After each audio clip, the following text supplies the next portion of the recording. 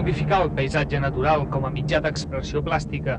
Aquest és l'objectiu de l'anomenat Art de la Terra o Land Art, un corrent nascut als Estats Units fa mig segle i que queda exemplificat en l'obra d'autors com el búlgar Christo o el basc Agustín Ibarrola. Uns treballs que requereixen de l'autor una acurada planificació i un bon coneixement del terreny. És el cas del català Frederic Parés. Aquest helicòpter li permetrà observar la seva obra al Pla de Bergús, al Bages. Serà el punt final del que anomena projecte Semper Vivens, paraula llatina que l'autor ha carregat de simbolisme. Semper Vivens en llatí vol dir perennifoli, vol dir perenne, vol dir, per tant, desitja existir, de no passar mai. I és una mica això, és una resposta, és un contrapunt en aquest intent d'acabar amb la personalitat pròpia de Catalunya.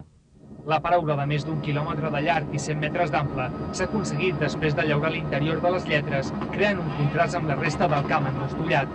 El significat de l'inscripció, però, contrasta amb l'òbvia caducitat d'una obra d'aquestes característiques. Semper Vivens és la quarta mostra de Land Art realitzada per Frederic Parés. Abans, paraules com pell, pla o avenir ja havien estat font d'inspiració d'aquest artista dissenyador de 27 anys.